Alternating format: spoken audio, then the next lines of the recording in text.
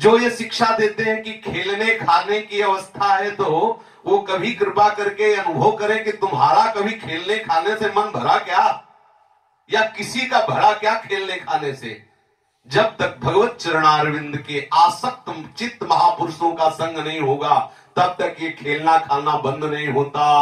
बूढ़े बूढ़े हैं और खेलने खाने में पिट रहे हैं, खेलने खाने में जेल जा रहे हैं, खेलने खाने में नरक जा रहे हैं। क्या कोई अवस्था खेलने खाने की है? अरे जब तक शरीर स्वस्थ है भगवत प्राप्ति कर लो, नहीं यमराज के दूत तुम्हारे साथ खेलेंगे। ये 4 दिन की जवानी, 4 दिन की जिंदगी, इसको तुम अपना खेलना खाना समझ रहे हो? शर्म आनी चाहिए। इस जीवन का लाभ क्या है? भगवत प्राप्ति, खेलना खाना। किनका यश गान करते हो? उन्हीं का यश गान करते हो जो भगवत प्राप्त हो गए हैं, जो भगवत प्राप्ति कर रहे हैं।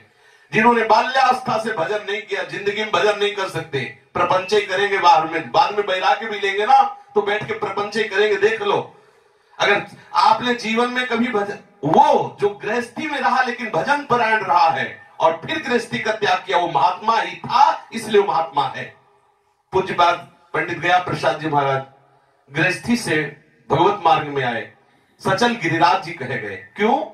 क्योंकि पहले गृहस्थी नहीं थे, गृहस्थी होते हुए भी वो महात्मा ही थे, केवल व्यवहार में गृहस्थी दिखाई दे रही थी, त्याग करके और परम वैराग्यवान होकर भगवत। जिसने भजन का अभ्यास नहीं किया, वो खेलने खाने में जो मात्र बुद्धि रखता है, मौज मस्ती ले, वो जान सकता है भगवत मार्ग किसे कहते हैं। 5 वर्ष के भक्त प्रहलाद जी का जस गान उनके गुरुदेव सभा में करते हैं, महाराज युधिष्ठिर के सामने राजसूय यज्ञ में। श्री ध्रुव जी का जस गान करते हैं। जिसने भगवत प्राप्ति के मार्ग में कदम बढ़ाया, सदैव उसको महर्षियों ने सम्मान किया। 16 वर्ष की अवस्था के भगवान श्री सुखदेव जी, उनके पिता श्री कृष्ण द्वैपायन जी महाराज, उनके पिता पराशर जी, उनके पिता के पिता, सब बैठे, सब हाथ जोड़कर खड़े हो गए। किस बात के लिए खड़े हो गए? क्योंकि इतनी छोटी अवस्था में भगवत साक्षात्कार किया हुआ, उन्मत्त होकर महापुरुष विचरण कर रहा है श्री कृष्ण अनुराग में। ये मार्ग, ये विषयी पुरुषों द्वारा दी हुई शिक्षा ना तो श्रवणनीय है, ना उसके विषय में कुछ चर्चा करनी है। बोलो, ये जो शिक्षा देने की ये जवानी खेलने खाने की है, तो उनको बताओ एक साधारण अस्त्र है, मानो हम कहते पिस्तौल की। अगर अपने लोग जीवन में कभी नहीं, अब देव की गोली भी रख दो कि भर के आप एक बार निशाना लगा दो, नहीं लगा, वो जानते नहीं। और जिसने अभ्यास किया है, जो मिलिट्री में है, वो एक बिल्कुल चुटकी बजाते गोली मार देंगे।